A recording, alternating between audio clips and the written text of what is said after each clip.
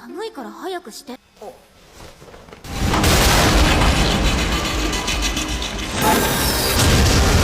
には死んでもらう。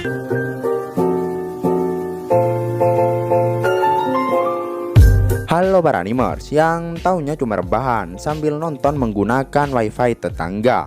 Gimana kabar kalian? Apakah masih aman wifi tetangganya?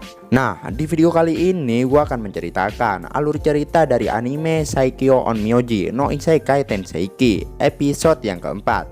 Nah, langsung saja siapkan minuman, kencangkan celana dalam, dan ya tanpa banyak bacot langsung saja kita ke alur ceritanya. Slebeu! Di awal scene kita ditunjukin Seika yang mulai santuy karena kekacauan iblis akhirnya mereda. Sebulan udah berlalu sejak Seika memulai aktivitasnya di akademi. Dan tiba-tiba Eva datang menyapa Seika. Tapi Seika malah fokus sama Amu yang rupanya rencana Seika di kehidupannya yang sekarang adalah berteman dengan orang kuat dan dapat enaknya aja. Hal itu ia lakukan untuk mencegah nasib seperti di kehidupan sebelumnya. Seika pun menyapa Amu, tapi si Amu malah jual mahal alias cuek. Seika pun memikirkan cara bagaimana agar bisa berteman dengannya. Ketika mereka hampir sampai ke akademi, tiba-tiba benda yang berisi cairan aneh jatuh dari atas mereka, yang rupanya itu adalah barang milik sensei mereka, yaitu kordel. Barang itu adalah sebuah katalis yang akan ia gunakan dalam penelitiannya. Darah monster yang dicampur dengan tumbuhan dan direbus. Barang itu ia jatuhkan karena gak sengaja. Soalnya si Kordel Sensei kurang mahir dalam sihir kegelapan. Mendengar hal itu dalam pikirannya Seika mengingat kalau sihir kegelapan adalah sihir yang mengendalikan gravitasi, ruang dan juga waktu.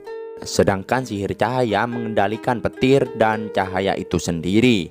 Terus Eva pun bilang ke Seika kalau mereka harus segera pergi ke kelas Karen Sensei. Singkat cerita, kelas mereka pun selesai. Karen Sensei bilang kalau minggu depan mereka akan libur karena ada acara ulang tahun akademi. Dan ia meminta murid dengan nilai tertinggi, yaitu Amu dan Eva, untuk membantunya, yaitu pergi ke hutan Rodnia dan mengantarkan daftar nama murid baru. Mendengar hal itu, Seika menyadari kalau hutan yang dimaksud berada di daerah markas Galelios, salah satu iblis yang telah Seika kalahkan kemarin. Seika punya firasat buruk dengan hal itu. Ia pun bertanya pada senseinya bagaimana kalau salah satu dari mereka menolak. Karen pun menjawab kalau murid peringkat ketiga lah yang akan pergi menggantikannya. Dan secara nggak diduga Seika malah nyuruh Eva untuk menolaknya. Sebagai budak ya Eva nurut aja sama Seika.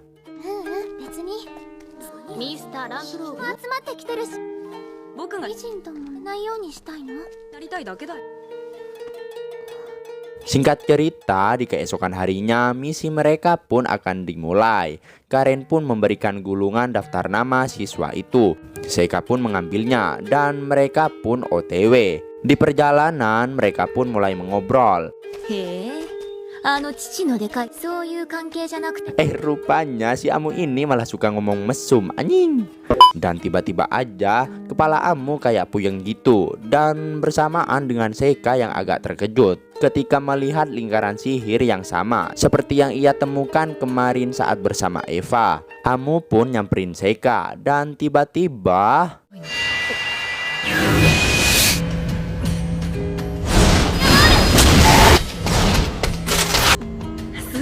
mereka masuk ke dalam terowongan dan diserang sama iblis. Tapi dengan begitu cepat iblis itu dibunuh dengan mudahnya oleh Amu. Seika pun memuji Amu karena kayaknya ia sudah terbiasa bertarung. Tapi ternyata masih ada iblis yang lebih gede dari yang tadi. Untungnya ada Seika yang juga dengan cepat membunuh iblis itu menggunakan Mokuton Hashirama. Anjay. Melihat hal itu, Amu jadi bingung dengan sihir yang Seika gunakan karena ia baru pertama kali ngelihat sihir yang seperti itu. Seika pun beralasan kalau di klan Lampro kadangkala mereka mempelajari sihir yang di luar nalar. Amu yang ngelihat iblis terowongan itu pun langsung tahu kalau kemungkinan besar tempat itu adalah Dungeon. Mereka pun berjalan menyusuri terowongan itu untuk mencari jalan keluar. 動かず助けを待った。どうして？ Dalam perjalanan menyusuri terowongan tersebut, Seika mengeluarkan Shikigaminya untuk menerangi jalan. Amu terkejut karena Seika juga bisa menggunakan elemen cahaya.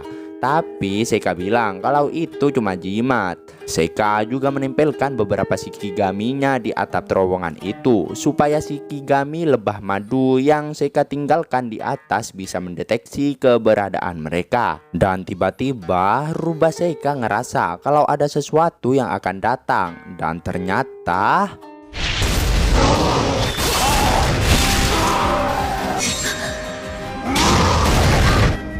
karena gejala puyengnya Amu kumat, ia pun terkena serangan hingga pingsan. Seika pun menggunakan kesempatan itu untuk mengeluarkan roh kelabang raksasanya, hingga membuat semua iblis di hadapannya menjadi berkeping-keping.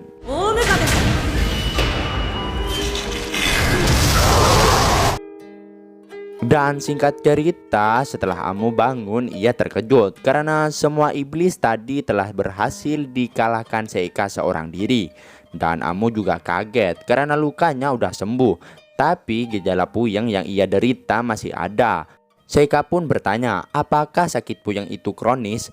Amu pun bilang kalau itu bukan. Mengetahui hal itu, Seika langsung menyadari kalau itu adalah kutukan. Dan ia pun menggunakan kekainya atau penghalang karena kutukan tidak bisa menerobos ke dalamnya. Rupanya gejala puyeng itu telah Amu derita saat awal masuk akademi. Amu gak nyangka kalau dia bisa terkena kutukan karena ia gak ngeliat tanda kutukan sedikit pun di tubuhnya. Seika bilang kalau masih ada tempat yang gak bisa Amu lihat sendiri. Dan secara gak diduga tiba-tiba si Amu malah telanjang dan meminta Seika untuk melihat tanda kutukan di tubuhnya. Seika pun auto dengan semangat memeriksanya. Dan alhamdulillah tubuh Amu tidak ada tanda kutukan sedikit pun. Dan singkat cerita, setelah mereka berbacot-bacotan dari hobi hingga masalah keluarga, mereka pun lanjut menelusuri terowongan itu. Dan alhasil setelah mereka mengalahkan kroco-kroco iblis di terowongan itu, mereka pun menemukan sebuah ruangan aneh yang berisi patung naga.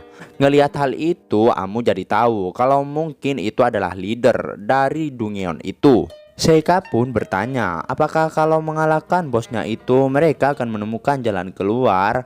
Amu ngejawab kalau itu mungkin saja, tapi ia ragu dengan hal itu karena naga sangatlah tangguh. Mereka berdua aja nggak cukup untuk ngelawannya. Tapi Seika masih ngotot dan pada akhirnya mereka pun masuk dan tiba-tiba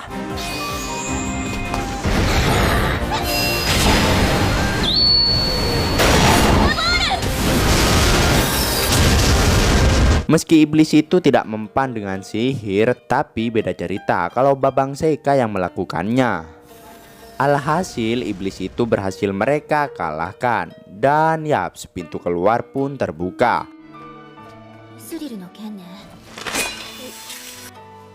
Mereka pun berhasil keluar dan sesampainya di akademi, Seika mendapatkan banyak pertanyaan dari sensei mereka. Lingkaran sihir tadi udah menghilang, jadi nggak diketahui siapa pelakunya. Terus Seika mendatangi kediaman Cordell Sensei yang tengah melakukan ritual.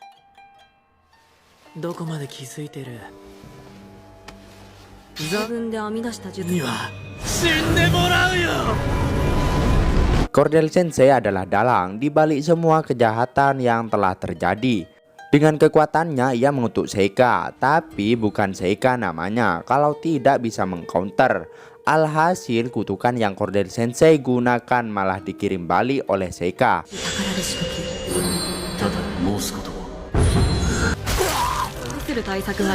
Babang Seika nih bos, senggol dong. Rupanya Seika dapat mengetahui kalau Cordell Sensei pelakunya itu karena Shikigami lebahnya yang meninggalkan serbuk sari di baju Cordell Sensei. Singkat cerita, setelah urusannya dengan Cordell Sensei selesai, ia pun memulai kehidupannya dengan normal seperti biasa. Terlihat Seika yang sedang berduaan dengan Eva. Dan ternyata Seika memberikan cincin yang ia temukan di Dungeon sebelumnya. Dan saat ngelihat Amu lewat, Seika pun menyapanya. Amu pun datang menghampirinya. Terus Seika agak terkejut ketika ngelihat mereka yang tiba-tiba udah akrab begitu saja. Dan yaps, itulah akhir dari anime Saikyo on Myoji no Isekai Tenseiki episode yang keempat. Anjay, kayaknya Babang Seika udah makin akrab aja nih sama si Amu. Apa mungkin tujuan yang ia inginkan akan tercapai dengan begitu cepat? Jadi penasaran dengan apa yang akan terjadi di episode berikutnya. Makanya pantengin terus channel Movie Senpai. Jangan lupa like dan subscribe-nya. Terima kasih buat yang udah nonton sampai akhir. Sampai jumpa di video berikutnya. Selebeu.